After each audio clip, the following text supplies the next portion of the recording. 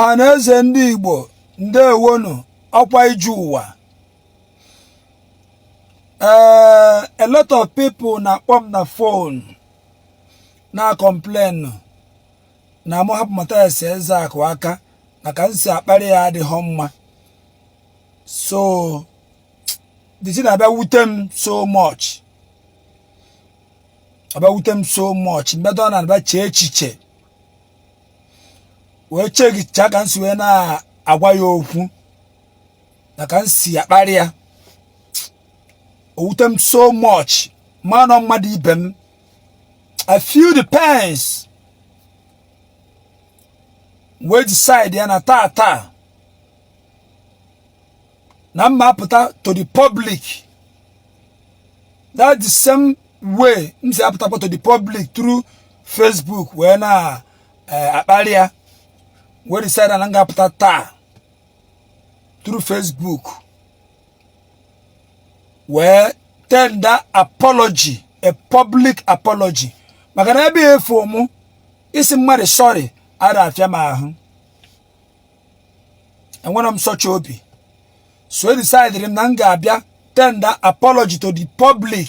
Ndị niile feel na mmejọrọ. Mejọkwuo Mathias Ezeaku, mejọkwuo ma ndị egede ma ndị mbụ, mejọkwuo ma ndị omenala n'ụzọ n'eziokwu. Ka nsi wee na-akpọrọ unu ka nsi ka mpụta tata wee tender apology. So the apology goes this way. Otorobagbu unu ketekpa lachapụ agha anya. Otoro na-eme press up gbachapụ na anya. Ndị iberibe na-asị na nna kpọrọ Mathias Ezeaku trela break pop you n'isi. Unu ga-anọ ebe a Mathias Ezeaku fụ ebe nwere accident o video ya tie n'iru akwụkwọ na-amụ ọkụ onye ahụ. Unu ga-anọ ebe a yo edochie nwa ya nwụọ. Mathias Ezeaku tinye the picture ndị bụ anya mmiri n'anya na-amụ ọkụ yo edochie. Ibu nọ na hospital with pains. Mathias Ezeaku ti picture ibu ka nọ ndụ wee mụọ ọkụ ya. Emeka gina art film ke nwere anya mgbu ka Mathias Ezeaku were tikwe n'iru akwụkwọ na-amụ ọkụ ya. Mathias Ezeaku jide evangelist Ebuka Obi ọ na-akparị ya. Gịnị ya bụ ofu nne, gịnị ya bụ ofu nna. Ọwụ onye Enugu steeti. Mathias Ezeaku mama ga-ejebe Zion enye ya olive oil. Papa ga-ejebe Zion enye ya holy water. Enweba nwanne gị je Zion enye ya olive oil. Enweba kwenu nwa gị je Zion Ebuka Obi nye ya olive oil ọnwụọ ma ọ wụ onye holy water ọnwụọ. Gị nwere onwe gị ijebe Zion ị na-akparị ya. Ijide mbaka ị na-akparị mbaka. Abụrụ gị Catholic. Unu puche na nwe Catholic na ka nje kwiri ndị a. Ijide Apostle Suleiman ikparịa. Ijide Jeremiah Omotofefe ikparịa. Ibute ebe nwere accident ise picture ti n'iru akwụkwọ mọkụọ.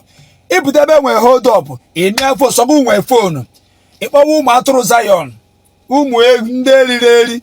Ị na-akparị people ndị na-akpọ ashawo. All your supporters afụ ka isi ekwu okwu. Ha nwere ike ịkọshọrọ gị si esisi n'ote ekwu okwu.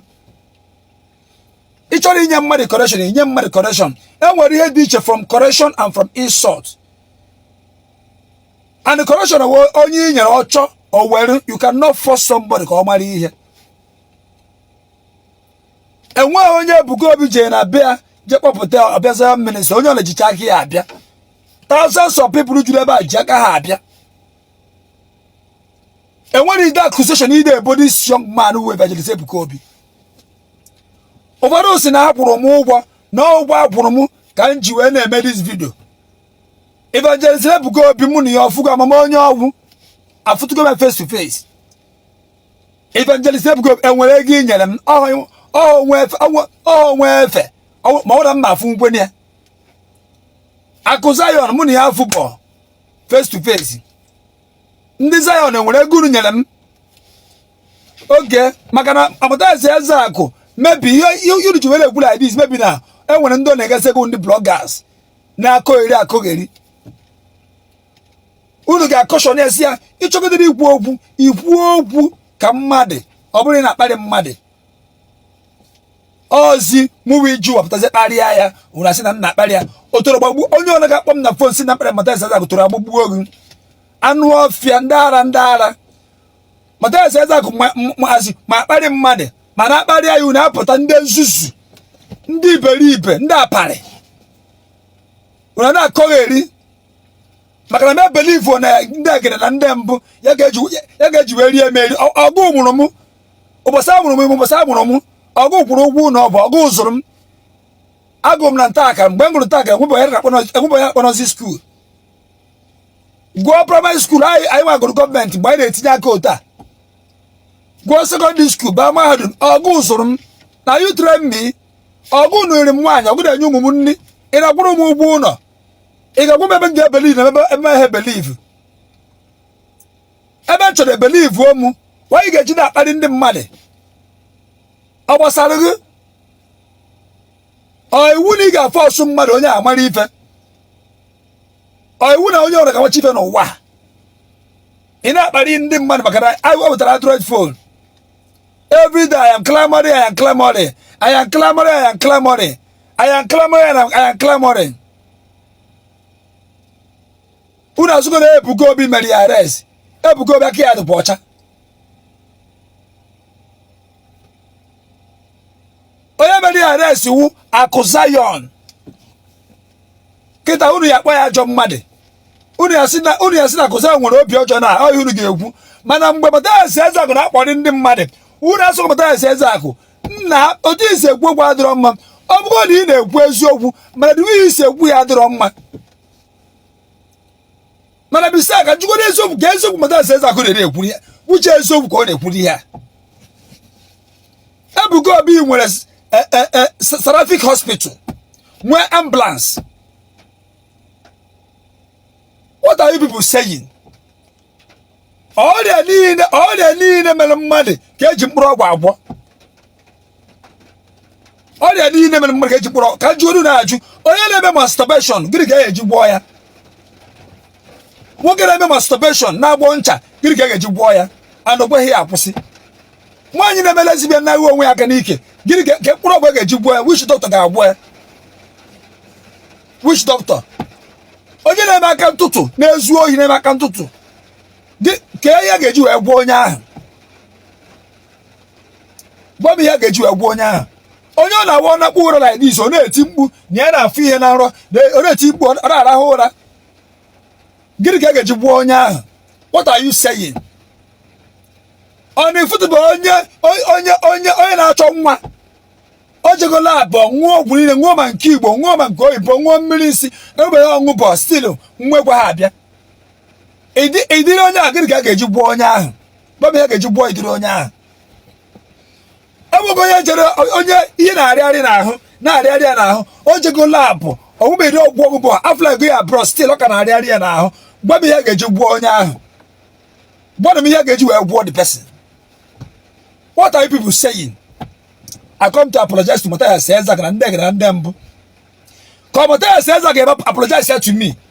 A bunch of illiterates. Only I'm left and right. Every day I'm clamoring. Mathias Ezeaku, you cannot even stand. You cannot even stand in my presence and defend some. You cannot even defend it. Mathias Ezeaku, what are you saying? Apologize to my foot. Since you cannot correct Mathias Ezeaku more than me, I will get a good job correct him. Foolish people. Foolish people everywhere. Nderi. All of them are threatening my life. I get boom. Careful, Kahadi. Not my boss. Now I get boom. Naga bomb egbe. Na for nothing. Say naga baburim. Oh yeah, no. It's just like I believe one and with such hearts. Una get boom when mu. Una get boom. Ebe dum do teraka. Oteka. Ijuwa.